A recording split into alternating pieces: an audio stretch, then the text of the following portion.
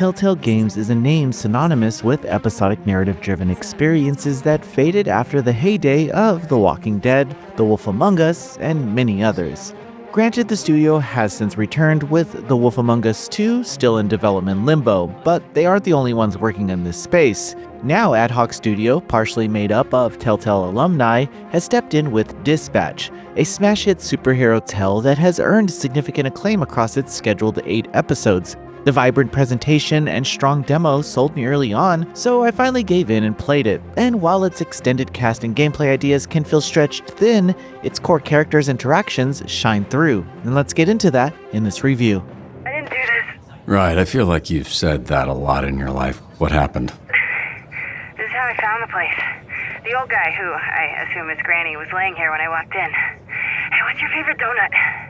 Look, can you just focus? What, you got ADHD or something? Yes, fucker. Is it that obvious? Yes, fucker, it is. Dispatch takes place in a version of our world where superheroes and supervillains exist alongside everyday civilians. These gifted or cursed individuals shape society, but the protagonist, Robert Robertson, doesn't quite fit either category. Known as Mecha Man, he's a hero without powers, relying on a family legacy mecha suit to serve his community.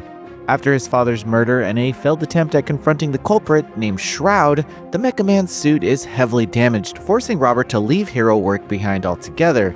That changes when the famous superhero named Blonde Blazer appears and offers him a job at the Superhero Dispatch Network in exchange for repairing the suit. He eventually accepts and becomes dispatcher for the Z-Team, this made-up group of former villains trying to turn a new leaf. The story has a decent hook, but it stays in place for most of the runtime, not moving in compelling ways until the final stretch. You see, much of it exists to justify Robert meeting the central cast and settling into his dispatcher routine. Still, the standout moments come from his dynamics with the two female leads, Invisigal and Blonde Blazer. Both characters also double as love interests, and each have a distinct, engaging relationship with Robert regardless of the direction that you pursue. Still, Invisigal gets so much screen time that it becomes almost comedic next to Blonde Blazer's more modest role, and a better balance would have helped here. Even so, their interactions carried large parts of the experience for me. Further, the extended cast also has strong moments despite pacing issues, with the Z-Team embodying that mix pretty well. Given Dispatch's brevity, you have to expect some uneven focus across its many characters, and the game handles that challenge fairly decently. And while I never formed strong attachments to individual Z-Team members outside Invisigal, their group dynamics work nicely in later scenes. It's only when viewing them as separate characters that the limitations show.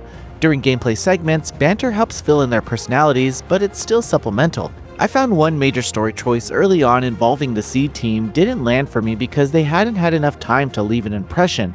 Robert, on the other hand, is a terrific lead who strikes a rare balance between defined character and player choice. His interactions feel natural and consistent as he stands at a crossroads in his superhero career, wrestling with how to handle Shroud and what kind of person he wants to be. Whether you lean him towards cynicism or optimism, he stays grounded, and I gotta add that Aaron Paul's performance in the voice work is excellent, giving Robert a strong emotional center. Protopulse test 7. Failure. No worries. We'll get there.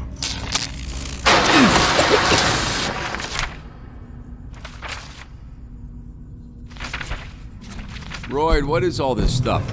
Whole network expect me to process all the confiscated stuff. Cause we the bottom branch for SDN, we catch all kind of shit work, bro. The many dialogue choices don't always change the story dramatically, but they do make the game feel personal and encourage replays. As for the actual gameplay, Dispatch is a little bit of hit and miss, but leans towards the positive. Alongside dialogue choices and QuickTime events, you actually perform Robert's job as dispatcher. You manage the Z-Team's roster, aligning members to missions across the map. Each mission has recommended stats or specialties, and progression is timed, so planning your assignments matters here. Completing missions grants experience points you distribute into stats, which adds a thoughtful layer of management. Some missions become easier when sent with specific characters, creating reasons to rotate the team. The sticking point of all this is the randomness baked into success rates. Each mission rolls a stat check, and while you can create guaranteed outcomes with the right team combinations, most of the time you're actually working with imperfect odds. I appreciate this idea since it reflects the nature of dispatch work and Robert's inability to control every outcome. Some team members may even refuse orders or bicker mid-assignment if they're unhappy, with the result being a nice bit of narrative integration. Still, the dispatching can become tedious and sometimes feels like a hurdle before reaching the character's moments that follow. In your dreams, pal. Uh-huh.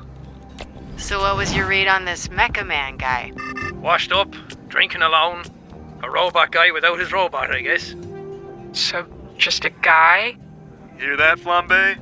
You got Your enjoyment of these sections are very based on how well you like the job itself. I personally land somewhere in the middle with all this, and I wouldn't have missed it if it were gone, but I do respect what it adds. Further, I did find enjoyment in the hacking minigame, where these time sequences have you identify button codes while avoiding security, and I must say they work well as brief breaks from the dispatch loop. Another strong section here is the presentation. Telltale's older titles were known for awkward movement and stiff animations, which isn't actually an issue here. Character expressions, environments, and animations are all handled with care, giving the entire experience the feel of a well-produced animated series. As a first full project from the studio, it's impressive work. The deluxe edition also adds in the art book and mini comics.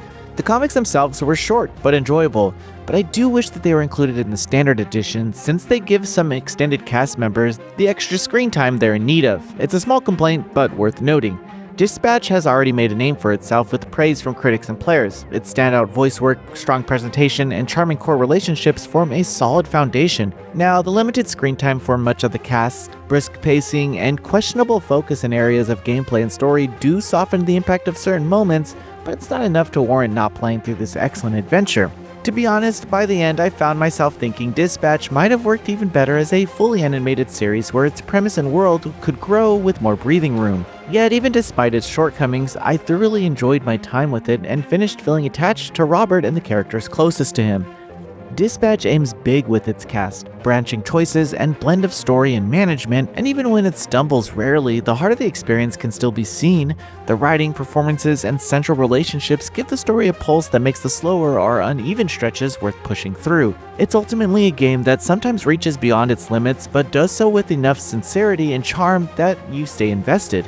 If developer AdHoc Studio continues down this path, I think their next project could be something exceptional, and Dispatch already shows they're well on their way. Noisy Pixel is giving Dispatch an 8 out of 10. Thanks for watching. This video is brought to you by our supporters on Patreon. Noisy Pixel is run by a group of gamers providing independent gaming coverage through news, reviews, previews, and more. Check out our Patreon to help support our continued growth, and subscribe to keep up with all our feature content.